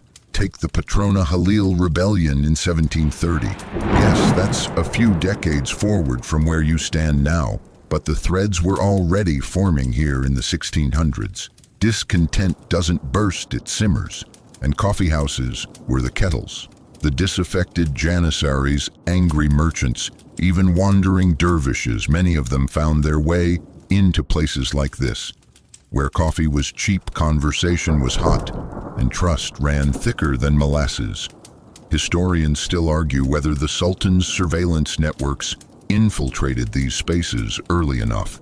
Some believe they underestimated the coffee house entirely, viewing it as a harmless indulgence. Others argue there were spies in every corner, ears sharp as daggers, simply waiting to strike. You take a seat near the door. It's safer that way. Two men argue across a board game you don't recognize. A young scholar in a feathered cap reads aloud from a banned text, words dipped in irony. No one flinches. This crowd, they're used to it, but don't get too comfortable, because this was the era of coffeehouse closures. Yes, shocking as it may sound, now coffee houses were often shut down entirely, not just regulated, banned, destroyed, burned to the ground, especially when they got too bold. Sultan Murad IV, for example, he of the Iron Fist fame, famously outlawed coffee in the 1630s, not because he hated the drink, but because he feared what followed the drink talk. Talk about injustice, talk about taxes, talk about whether the empire had lost its edge. So how do you ban a conversation? You go for the cup that carries it. Coffee houses were razed, patrons arrested, some even executed. Murad himself is said to have walked the streets, in disguise testing the law. Found with a cup, it wasn't a fine, it was a death sentence, and yet the houses always came back. Why? Because coffee wasn't the danger, silence was. Silence breeds stagnation. And even in the most fear-choked corners of the empire, people found ways to whisper. They brewed in basements. They passed notes folded into bread. They poured black liquid into teacups and claimed it was medicinal broth. Fringe theories exist, of course, some say. Entire fake shops were built during the band's apothecaries by name coffee houses by nature. Patrons would ask for heart medicine or fog tonic, and the barista would nod knowingly, sliding over a steaming cup. Whether that's true or just the wishful fantasy of a rebellious culture is still debated. But the fact remains the closures didn't work. They never really do. Oppression only drives creativity sideways. You watch as the crowd in this particular coffeehouse thickens. Someone pulls a lute from its velvet sack and strums a minor scale. Another sets down a chessboard, each piece carved like miniature politicians. You catch a whisper, "They'll raise the grain tax again." A response, "Not if the baker's son finishes what he started." Eyes glance toward the back where a curtained door sways slightly, someone slipping in or out unseen. You can't help but wonder how many pamphlets pass through here, how many coded songs, how many futures shaped by candlelight and caffeine. You remember that scholar with the feathered cap? He's watching you now. He smiles and recites not loudly, but just clear enough to reach you. The ink of the thinker is thicker than the blood of tyrants. You don't know the source. He winks. Neither do they. Outside, the wind picks up. A sign creaks. Somewhere a prayer bell tolls late. Perhaps the hour slipped by unnoticed.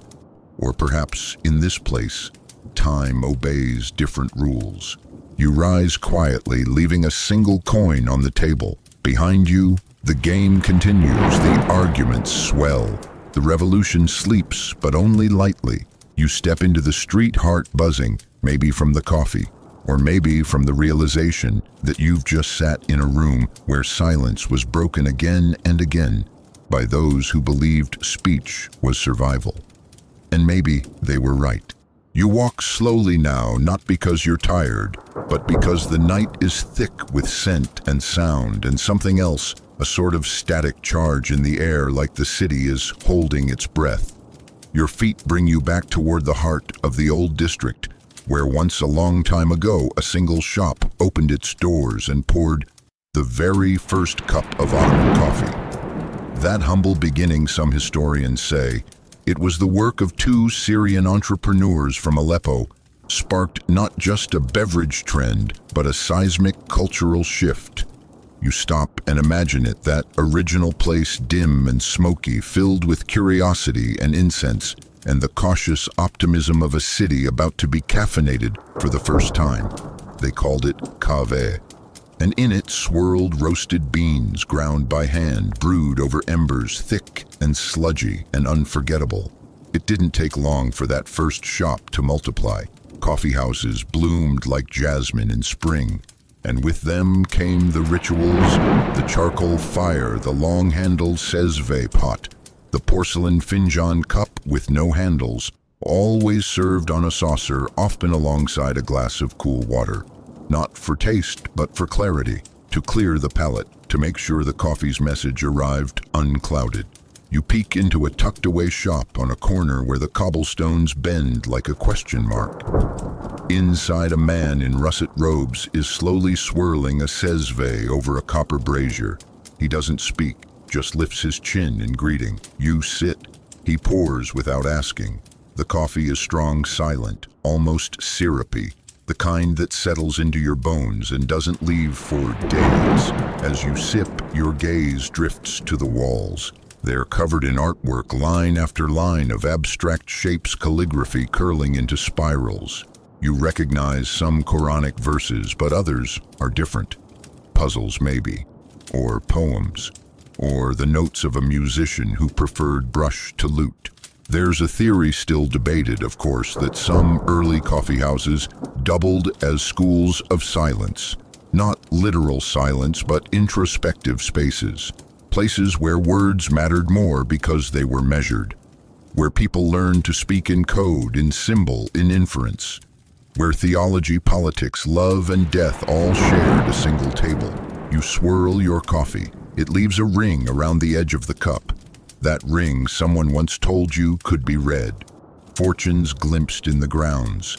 Lovers found. Illnesses predicted. Empires warned. Nonsense, maybe.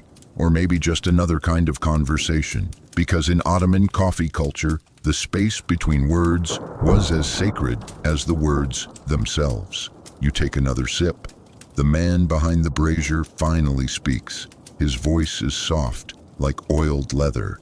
Do you know why the spoon is always silver?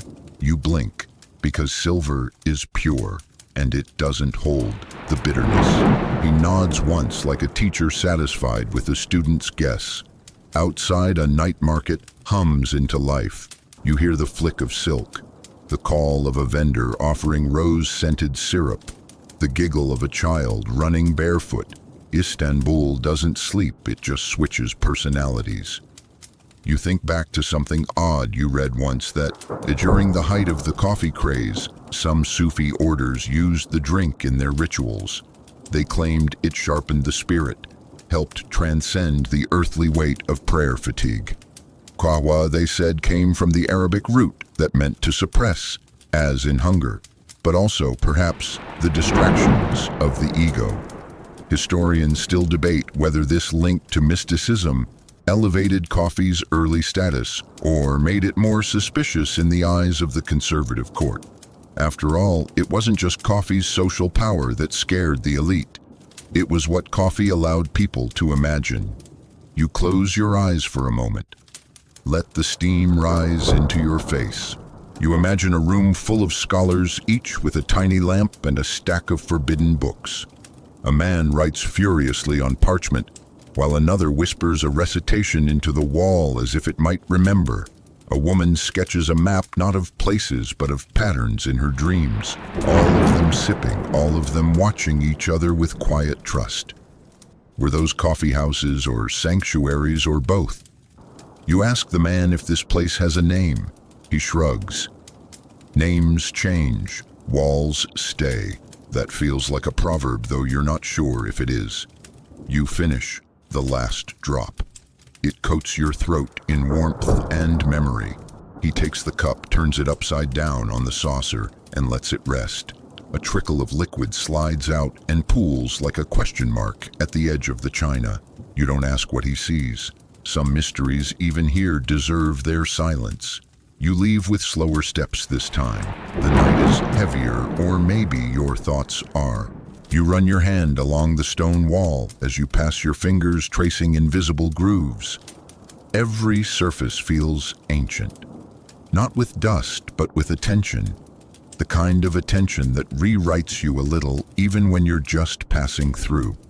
And as you rejoin the street, still half dreaming of that copper sesve, you realize something. Coffee here is never just coffee, it's a mirror, a teacher, a spyglass into thought itself. And right now, you're wide awake. You wander again, and now the streets are starting to blur into one another. That happens when the air is thick with night and history. You're not lost, just slightly suspended, like a thought halfway between inhale and exhale. And then you find yourself in a garden. It's not grand, no marble statues or royal hedges, just a sliver of green behind a crumbling wooden building. Olive trees twist upward. Vines creep across a low stone wall. Someone has set out a bench made from 2 old beams and a plank. You sit. The breeze smells of mint and ash. And here's where it gets stranger. This garden, it used to be a coffee house. There's no plaque, no sign, no tour group. Just an old man kneeling among the herbs, humming a tune that seems older than the city itself. He pauses, glances at you, and smiles like he's been waiting. You nod, half out of politeness, half out of instinct. He returns to his plants, but speaks without looking up. This place once held rebellion in every cup. You think he's joking, but he's not. Because back in the 17th century, coffee houses weren't just social spaces. They were nerve centers, pulse points, places where news arrived faster than royal decrees. where gossip could start a riot, where satire passed as conversation, and conversation passed as sedition. You glance around. It's hard to believe something so serene once carried that much fire. But that's the magic of Istanbul. The same breeze that rustles fig leaves might once have stirred the hem of a vizier's robe as he plotted a power play over cardamom coffee. There's an old Ottoman proverb that goes, "The coffee house is the parliament of the poor." And it was. Anyone could come. Rich or poor, janissary or scribe, musician or mystic. You could sit shoulder to shoulder with a stranger and talk politics, poetry, taxes, or your mother-in-law's bread recipe. No judgment, no hierarchy, just the gentle equality of caffeine and wooden stools. And therein lay the threat. Because the empire liked its power, vertical sultans at the top, everyone else in descending compliance. Coffee houses, they flattened the field. They gave voice to those without titles and platforms, to those without pulpits. Historians still argue whether the coffee house truly seeded rebellion or merely mirrored dissent already brewing elsewhere. But there's no doubt they were shut down multiple times. Raided, burned, banned. Some rulers feared them more than enemy armies. You smile, remembering that bizarre bit of history. Sultan Murad IV, who outlawed coffee entirely in the 1630s. Not just coffee, he banned tobacco and alcohol too. And to enforce it, he dressed in disguise, prowling the streets at night with a broadsword, personally decapitating offenders. Yes, really. Even in a story designed for sleep, some things wake you right up. That's your second. You probably wouldn't survive this moment. Because you'd probably be caught mid-sip debating whether coriander or cinnamon works best in a morning blend, and boom, off with your head. The old man chuckles to himself as if he can hear your thoughts. Murad thought you could ban thinking by banning beans, he says, brushing dirt from his hands. But people always find a way, and they did.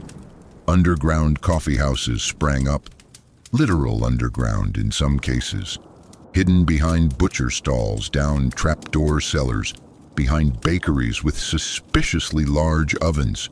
You had to know someone, give a signal, maybe knock twice with your elbow, say a code word like rosewater or mothwing or something equally absurd. Once inside, the ritual resumed. The brewing, the debating, the pretending not to be revolutionary while actually being a little bit revolutionary. That's the thing. Most people didn't storm palaces. They stirred dissent with their spoons. One tiny anecdote, you like an anonymous pamphlet circulated through Istanbul during one such ban, supposedly written in verse, that ridiculed the Sultan's coffee policy, using metaphors so layered even the censors got confused. It ended with a line comparing the forbidden bean to the last candle in a room full of sleeping kings. Poetic, dangerous, delicious. You lean back on the creaky bench. The sky is smeared with stars now, each one flickering like the end of a matchstick. Somewhere nearby, someone's playing a knee flute, its soft, breathy notes curling like smoke. The old man stands, stretches, and begins to walk away. Before he disappears behind a row of lemon trees, he turns. "Drink slow," he says, "and think faster." Then he's gone. You sit for a long while after not saying anything, just tracing the outline of that phrase in your mind, like calligraphy in reverse. Drink slow, think faster. It might have been the motto of the entire Ottoman coffeehouse era. It still might be, because even now, centuries later, your local cafe still holds echoes of those rebel murmurs. The student with the laptop, the uncle arguing politics, the woman sketching in the corner, all carrying forward a tradition that's more than just beans and boiling water. They're holding space for thought. And whether the empire approves or not, that's how the revolution always starts. You're still in that quiet garden, but something's shifted. The air has cooled just slightly, the scent of jasmine curling into the folds of night. You trace your fingers along the edge of the bench. wondering how many forgotten thinkers once sat in places like this brewing rebellion one cup at a time. And now you wonder about the baristas. No, really, not in the modern sense. Nobody's drawing tulip latte art with foamed milk in 17th century Istanbul, but there were people, almost always men, who brewed the coffee served. It cleaned up afterward and crucially listened. In fact, many of these kavesi, or coffee stewards, were enslaved or indentured workers brought in from different corners of the Ottoman Empire. Some were African, some Balkan, others Circassian or Arab. They may not have had freedom, but they had ears. And in a world where coffeehouses were like living telegrams, ears were valuable. Some became informants, some became poets, a few became legends. There's a rumor half sketched in the margins of a forgotten scribe's notebook about one such man named Karim, who could recite entire court cases from memory just by listening to the gossip over coffee tables. He never learned to write, but supposedly had a sharper recall than most trained clerks. The joke was, if you said it near Karim, you might as well have carved it in stone. Historians still debate whether he was a real person or just a composite of many coffeehouse listeners, but either way, it underscores something crucial. Power didn't always wear robes and rings. Sometimes it wore an apron and poured with a steady hand. You sip your imaginary cup. It's strong, almost too strong, but that's the point. Ottoman-style coffee wasn't filtered. It was thick, almost muddy, with the ground settling like silt at the bottom of the small, handleless porcelain cups. Served black as ink sometimes with a clove, a sugar cube, or a touch of cardamom, but never milk. That would have been heretical, and always in a set cup saucer and often a long-handled pot called a chesve, nestled over hot coals, gently stirred until the foam curled at the lip like a tide receding.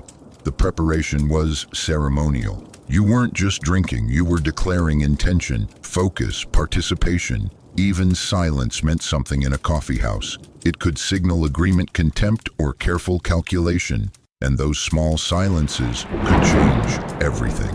There's a phrase written by an Ottoman essayist, though he likely borrowed it from someone even older: 1,000 armies sleep beneath the stillness of a single cup. You like that? Because when you sit in a place designed for discussion, silence isn't absence, it's potential. Now let's go deeper, not just the people or the drinks, but the rooms themselves. Most coffee houses were simple wooden walls, narrow eaves, low stools, tiled hearths. No fancy chandeliers or velvet chairs. Just space.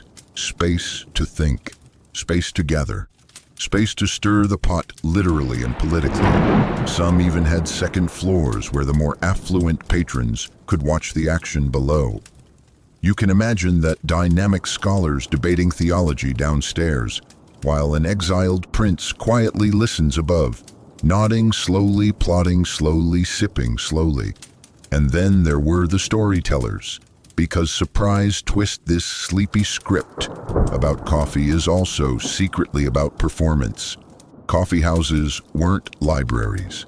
They were theaters of memory. Men called meta professional storytellers would entertain crowds with morality tales, romantic epics, war stories, and biting satire. They often carried a stick, a scarf, and a handkerchief, simple props to shift roles mid-speech. Think one-man play meets stand-up meets court jester. They'd impersonate characters, switch dialects, mock the rich, praise the brave. And depending on how bold the crowd was feeling that night, they might even lampoon the vizier or the sultan. But always indirectly, always layered, always with plausible deniability, kind of like a modern meme. And people would come not just for the caffeine, but for that. For the collective experience of hearing a well-told tale, one you could repeat the next day, or dispute or argue with, or quietly quote when you were trying to make a subtle point at the bakery. The meta gave the coffeehouse its pulse. And if you're still not convinced of their power, consider this. In some parts of the empire, if a coffeehouse was suspected of stirring too much political unrest, authorities didn't just ban the coffee, they banned the stories, shut down the performance, muzzled the metaphor. Because what they feared wasn't just talk, it was coherence. A common narrative, shared reference points, the kind of thing that turns strangers into allies. That's what coffeehouses did. They caffeinated the imagination. And imagination, my friend, is dangerous. You stretch your legs and close your eyes listening to the night sounds of the old garden crickets. A distant market bell, a clatter of pottery. All echoes, all remainders. Maybe if you lean far enough back in time, you can still hear Karim reciting a tale near the hearth, or the Meta clearing his throat, or the low rustle of someone leaning in just a little closer than they should, whispering a truth that hadn't yet become law, but was on its way. You rise and move slowly through the narrow alleys of memory, the walls of old Istanbul, pressing close like velvet-lined pages of a worn book. The coffeehouses begin to blur, some grand, others no more than patched-together stalls. But in each one you sense the same pulse. It's the pulse of people not yet quiet and of ideas not yet extinguished. By now, you've probably guessed something. This story, your story, isn't just about sipping a hot drink in a shaded courtyard. It's about recognition, reflection, risk, and the authorities. They knew it, because in 17th century Istanbul, coffeehouses weren't just tolerated, they were watched. Spies lingered in corners, pretending to read poetry, while noting who spoke too freely. Some were state agents, others were local snitches trying to curry favor with the palace. There was even an Ottoman word for this low-level surveillance ajanlık, a system where everyday people acted as informants, sometimes out of duty, sometimes out of fear. And if enough whispers reached the right ear, the whole cafe might disappear by morning. Sometimes the buildings were dismantled. Other times, just the tables and stools were confiscated. In especially unruly districts, coffeehouses were replaced by soup kitchens or hammams, places meant to nourish the body instead of challenge the mind.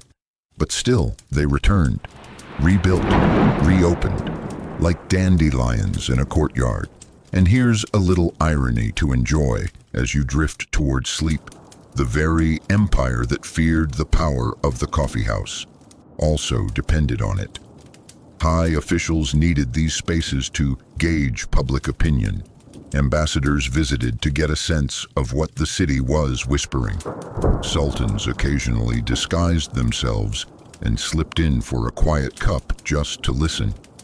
One traveler from Venice reported seeing a man he swore was Murad IV himself, sitting cross-legged in a smoky corner, eavesdropping on a theological debate while pretending to lose at backgammon. Historians still argue whether this was true or just a well-circulated tale to flatter foreign ears. But even if it wasn't Murad, the symbolism remains. The highest powers wanted a taste of what the people knew. And that made coffeehouses a paradox, feared and necessary, dangerous and essential, kind of like caffeine itself. But let's pull back a bit. Why did Istanbul become such a lightning rod? For this part of it was geography. A city straddling two continents, soaking up ideas from Persia, the Arab world, Europe, North Africa, and beyond. Ideas came in on ships, walked in on caravan feet, or brewed themselves quietly in the minds of wandering scholars. Part of it was timing. The 17th century was an age of tension, succession crises, religious reform, fiscal breakdown. The city was hungry, not just for bread, for answers. And part of it, honestly, was luck, or accident, or fate. Because someone had to boil that first pot of coffee and decide it wasn't just medicine or mystic potion, but ritual, a habit, a way to pause the chaos. That moment changed everything. From that sip forward, people had a reason to gather, to linger, to talk not just of what was, but what could be. In that sense, the revolution wasn't the chatter, it was the chairs, the fact that people sat together, on purpose, regularly. Before that, most public spaces were about movement markets, mosques, caravans, courts. You arrived, performed your function, and left. But in a coffee house, you stayed. You circled the same topics. You compared notes, you invented metaphors. You listened longer than was polite. And in the space between words, ideas grew roots. Remember the meta with his scarf and stick. He wasn't just entertainment, he was memory, laughter, warning. Remember Karim with his ears like ledgers. He wasn't just a servant, he was a living archive. Remember the children pretending to be sultans in the back room, doodling spirals with spoons. They weren't just playing, they were rehearsing for power. You see it now, don't you? These weren't just places to drink coffee. These were nervous systems, the early nerve endings of a world where public opinion could shape policy or topple a dynasty. A mug might be small, but a revolution can fit in the foam. And yet, despite all this danger and fire and philosophical ferment, it's worth remembering how ordinary it all looked. A cracked table, a brass pot, a lazy afternoon drizzle outside, and someone muttering, "Did you hear what the vizier said this time?" That's the quiet brilliance of the Ottoman coffee house. It didn't shout, it steeped. Ideas didn't march through the door. They seeped in, swirled, curled, and eventually settled thick as grounds at the bottom of your cup. And if you were paying attention, you left changed. Maybe not with a manifesto, maybe not with a sword, but with something harder to undo: conviction. You tip your imaginary cup, feeling the phantom warmth of bitter brew pass through your chest one last time. Outside, the call to prayer floats like a mist across the rooftops. Somewhere in the distance, a door creaks open. A child laughs. A dog barks once and then thinks better of it. And in this quiet, you start to see how it all adds up. The coffee houses of 17th century Istanbul didn't just change the empire. They changed you, or at least the version of you that's wandered through this story. Because for hours now, you've been moving through a city built on conversation. You've watched ideas flicker to life under domed ceilings and soot-darkened rafters. You've heard whispered protests and belly-laugh jokes, poetic riddles and furious denunciations, all stirred into the same steam that once curled up from hand-hammered cups. And yes, you've come to understand something unexpected, that change rarely arrives as a thunderclap. It arrives as a murmur, the clink of a spoon against the lip of a cup, the pause before someone says, "But what if we tried it this way?" It arrives when people feel safe enough to sit, to stay, to risk being misunderstood and still continue speaking. That's what those Istanbul cafes gave the world, not just caffeine and cleverness, but civic imagination. A place where ideas, regardless of origin, could steep side by side until the blend was something new. Something neither east nor west, neither cleric nor clown. Just human. Of course not everyone liked that. You've seen how the state watched, how the courts lashed out, how books were burned, buildings razed, thinkers exiled. Fear, like steam, always rises. But here's the beautiful part. The coffee never stopped. Even after the closures and bans, even after the riots and spies and sermons against sinful gathering, someone somewhere always put the pot back on the fire. And someone always came to drink. Because once a community has tasted connection, it's nearly impossible to unlearn the flavor. Even now, centuries later, the echoes linger. Modern cafes still hum with the same chemistry. Students huddle over laptops and half-drunk macchiatos. Friends argue about policy between sips of cold brew. Strangers fall in love over cappuccino foam.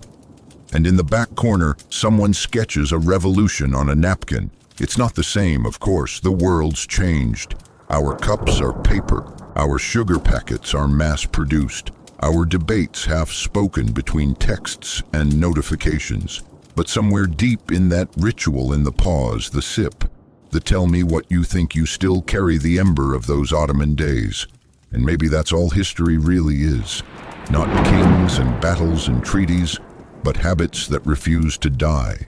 Tiny acts that outlast their authors, like gathering, like storytelling, like staying just long enough to hear a different opinion and miracle of miracles not walking away. So tonight, as your breath begins to deepen and your eyelids drift low, take a final moment to imagine the old cafe again. Feel the cushion beneath you. Hear the crackle of the fire. See the lines of light tracing patterns through colored glass. And above all, listen to the scrape of wood on stone, to the clatter of dice, to the silence that follows the question. But what if that question hasn't gone away? It waits in every quiet space, in every warm room, in every shared glance across a crowded table.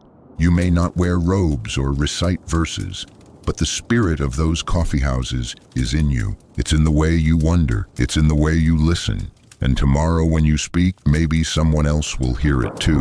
Now all the cups are empty. The fire has burned low, casting long shadows against carved walls that once pulsed with conversation. The room fades not with silence, but with peace, a gentle hush like rain on linen. You lean back, your thoughts slow, becoming soft loops of steam rising in a morning kitchen. The story isn't finished, but it doesn't need to be. Some tales end not with a final word, but with a shared breath. The scent of coffee lingers a little earthy, a little bitter, but warm. Familiar, like the last memory before dreams take over. Outside the city sleeps, even Istanbul, even now. Its windows shuttered, its alleyways quiet, its minarets reaching like fingers to the stars. And you're still, floating. You've wandered centuries, sipped secrets, sat among ghosts. But now it's time to rest, not because the world is done speaking, but because you've listened so well. Let your eyes close gently. Let your breath fall into rhythm. Let the soft hum of imagined conversations lull you towards sleep. No need to hold anything tight.